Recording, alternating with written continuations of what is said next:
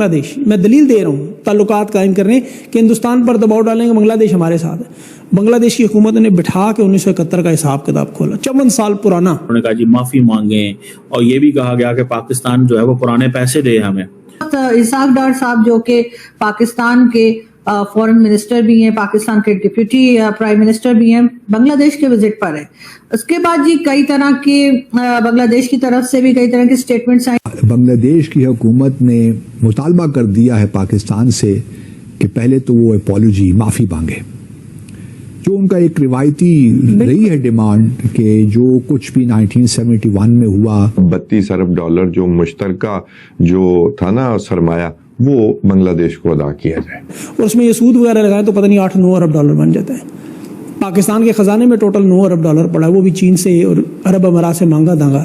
بنگلہ دیش کو دے دے 7 ارب ڈالر معافی مانگ کے, تو پیچھے تو نغمے ترانے بھی نہیں بجنے. اس پہ کیا باتیں ہوئی ہے؟ I'd like to know. اب تو بنگلہ دیش کو ہندوستان سے خطرہ ہے. کیا یہ ہو سکتا ہے کہ ہم ایک میوچل ڈیفینس ٹریٹی ان کے ساتھ سائن کریں؟ کیا یہ ہو سکتا ہے کہ ہم نیوکلیر کور ان کو دیں اگینسٹ انڈیا؟ کیوں نہیں؟ مجھے لگتا ہے کہ آپ اس ملاقات کے نتائج سے مطمئن نہیں ہیں. جو اس دور کے پیسے تھے وہ پرانے, جو 1971 میں آئی تھنک کو قرضہ لیا ہوا تھا, کچھ اس طرح کی چیزیں تھیں, وہ اس وقت ایک وہ پوری کی پوری ہسٹری ہے. جینوسائیڈ ہوا بنگالیوں کا, 30 لاکھ لوگ پاکستان کی آرمی نے قتل کیے, اس کی معافی مانگے. جس میں کہ لکھا ہے بنگلہ دیش نے کہ 1971 میں پاکستان کی طرف سے جو نسل کشی کی گئی, یعنی جس طریقے سے مارا گیا بنگلہ دیش کے لوگوں کو, 2 لاکھ خواتین کا ریپ ہوا. ہم لاتے ہیں ٹاک شوز اور انلمیٹڈ انٹرٹینمنٹ صرف یوٹیوب پر. اگر آپ نے ابھی تک ہمارا چینل سبسکرائب نہیں کیا تو ابھی سبسکرائب کریں اور بیل آئیکن کو کلک کر کے ہماری لیٹسٹ ویڈیوز کے بارے میں اپڈیٹ جانیں. ان کے 10 لاکھ لوگ مارے انہوں نے, خواتین سے جو ظلم کیا وہ کیسے معاف کریں گے؟ انہوں نے مطالبات کر دی. پہلا 1971 کی جنگ آزادی میں جو ہماری نسل کشی ہوئی اس کی باقاعدہ سرکاری معافی مانگے. ہمارے اثاثوں کی جو لوٹ مار کی واپس نہیں کیے, سارے واپس کر. ہمارا مینسٹری میڈیا یہ نہیں بتا رہا کہ وہاں پر اسحاق ڈار صاحب کو جو لیٹر دیا گیا ہے یا جو بات کی گئی ہے بنگلہ دیش کی طرف سے, اس میں انہوں نے پاکستان سے معافی کی بھی ڈیمانڈ کی ہے.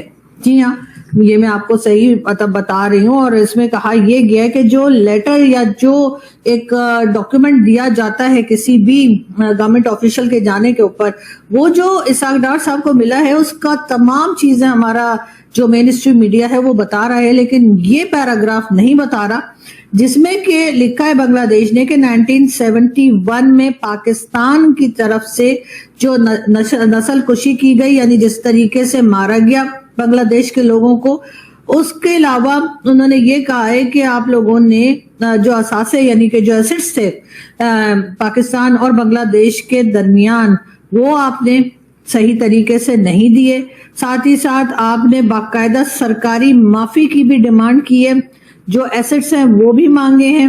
اس کے ساتھ ساتھ جو ڈونیشنز تھی یا جو پاکستانی جو ہیں وہ ابھی تک جو پھنسے ہوئے ہیں بنگلہ دیش میں ان کی واپسی کے لیے بھی کہا گیا ہے. اور پاکستان سے یہ بھی ڈیمانڈ کی ہے بنگلہ دیش نے کہ جو پاکستانی ابھی تک بنگلہ دیش میں پھنسے ہوئے ہیں آپ ان کو بھی واپس لیجئے, جو ایسٹس ہمارے آپ کی طرف بنتے تھے وہ بھی ہمیں دیجئے, جو ہماری ڈونیشنز اور اس قسم کی جو امداد وغیرہ جو چیزیں ہماری تھی وہ ہمیں سب کی سب واپس چاہیے. اور اس کے ساتھ جو خاص چیز انہوں نے مانگی ہے وہ انہوں نے پاکستان سے معافی کی ڈیمانڈ کی ہے. اور یہ بات آپ کو مین اسٹریم میڈیا پر کہیں دکھائی نہیں دے رہی, کیونکہ ظاہر ہے یہ کہہ کر تو جو اتنے عرصے سے جو ہمیں انڈین میڈیا بتاتا جا رہا ہے, انڈین نیوز پیپرز میں آ رہا ہے, انڈین میڈیا بار بار گلے پھڑ پھڑ کے ہمیں بولتا ہے جب ہم انڈین ٹی وی پہ جاتے ہیں. اس سے پہلے تو ہمیں بھی یہی تھا کہ نہیں جی ہم نے تو کچھ کیا ہی نہیں ہے, اور جو کچھ ہوا ہے وہ تو بھارت نے کیا ہے, ہمیں تو یہی ہمارے اسکول کالج یونیورسٹیز میں پڑھایا گیا ہے اور شاید ابھی تک پڑھایا جا رہا ہو. تو ہم نے تو ایک وہی امپریشن لے کر بیٹھے تھے. لیکن جب ظاہر انٹرنیٹ کا زمانہ ہے, جب لوگوں نے यूट्यूब चैनल देखे, जब लोगों ने मेन स्ट्रीम चैनल भी अगर पूरी दुनिया के देखने शुरू किए, तो ऐसा ऐसा करके लोगों को पता चला कि हिस्ट्री में क्या हुआ होगा। और फिर हमारे यहाँ अपने लोग, बहुत से लोग हमारे बहुत अच्छे, जो कि सच बोलते हैं, जो कि सच्ची हिस्ट्री जो है हम लोगों को बताने की कोशिश करते हैं, जिससे हम अपने आप को अपडेट करते हैं, अपने आप को इम्प्रूव करने की कोशिश करते हैं, अपने आप को बेहतर बनाने की कोशिश करते हैं। और यही हुआ कि कई लोगों को बांग्लादेश की हिस्ट्री का पता लगा, कई लोगों को ये पता चला कि बांग्लादेश में हम लोगों ने क्या जुल्म किए थे। बांग्लादेश में उस वक्त के डिक्टेटर ने ये तक कहा था कि इन लोगों की, इन बंगालियों की जो है वो पूरी नस्ल बदल देनी है हमने।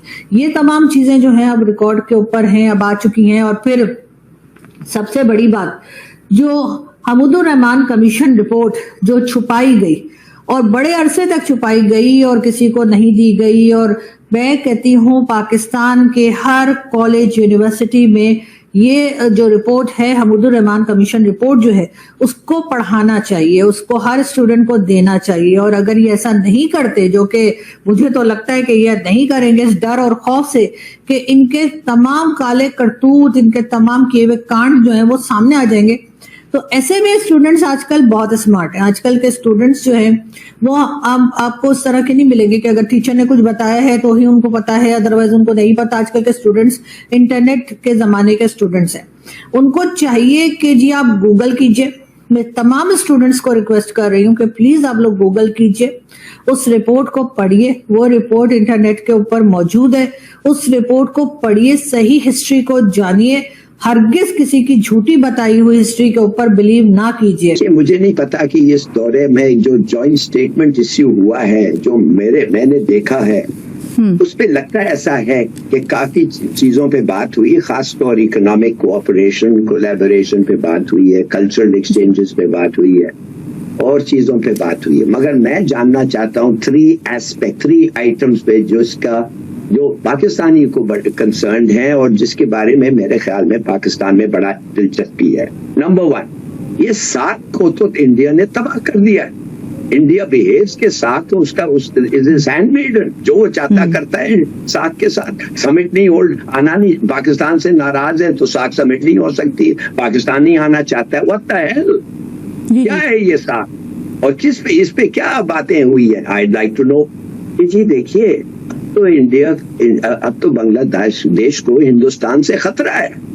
हिंदुस्तान जो है वो पूरी कोशिश करेगा कि हसीना वाजिद जो बैठी हुई है उधर इंडिया में, उसको वो किसी तरीके से उसकी पार्टी, अगर वो खुद नहीं, उसकी पार्टी को वापस आए, बिकॉज इनके लिए उन्होंने लड़ा था और उनके लिए उनके साथ जो रिलेशंस हैं इंडिया के साथ, they are frankly the relation जो आज इस वक्त बांग्लादेश में लोग कहते हैं ये गद्दार थे, they should not have been in the positions that we are। उन्होंने लड़ा, 2000 लोग मारे गए, पास्टर स्टूडेंट्स। तो मैं ये जानना चाहता हूँ क्या म्यूचुअल डिफेंस हो रहा है हमारा? आप लोग जो है वो पाकिस्तान की खिदमत, पाकिस्तान को प्रोग्रेसिव कंट्री बनाने में रोल प्ले कर सकते हैं अगर आपको पता हो कि क्या गलतियां हुई हैं हमारे बड़ों से, क्या क्या हमने गलत काम किए हैं और उसके बाद हम उन कामों को छुपाते रहे हैं, बचाते रहे हैं और अपने आप को क्लीन चिट खुद ही देते रहे हैं। अगर हमने ये चीजें शुरू में ही सीख ली होती, अगर हमने शुरू में ही अपनी गलती को मान लिया होता, अपने आप को इम्प्रूव किया होता, तो डेफिनेटली आज पाकिस्तान के हालात कुछ और होते। आज पाकिस्तान इस तरह से जगह जगह जो है जाकर ना तो फंड के लिए घूम रहा होता, ना IMF, ना वर्ल्ड बैंक और ना ही सऊदीया या किसी और गल्फ कंट्री की तरफ जा रहा होता। हमारे लोग इस तरह से भीख मांगते हुए गल्फ कंट्री से पकड़े ना जा रहे होते। हमारे लोग बार बार जो मुल्क से भागने की कोशिश करते हैं और कश्तियों में डूब जाते हैं, मर जाते हैं, लेकिन पाकिस्तान में रहना पसंद नहीं करते, उनके ये हालात ना होते। लेकिन अफसोस की बात है कि हमने हिस्ट्री से कुछ सीखा नहीं, हमने हमेशा अपनी हिस्ट्री को छुपाने की कोशिश की। तो आपको ये वीडियो कैसा लगा कमेंट बॉक्स में जरूर लिखिए, इस वीडियो को लाइक कीजिए, शेयर कीजिए, सब्सक्राइब करना ना भूलिए आपके चैनल EFCZ को। मिलते हैं अगली वीडियो में। जय हिंद।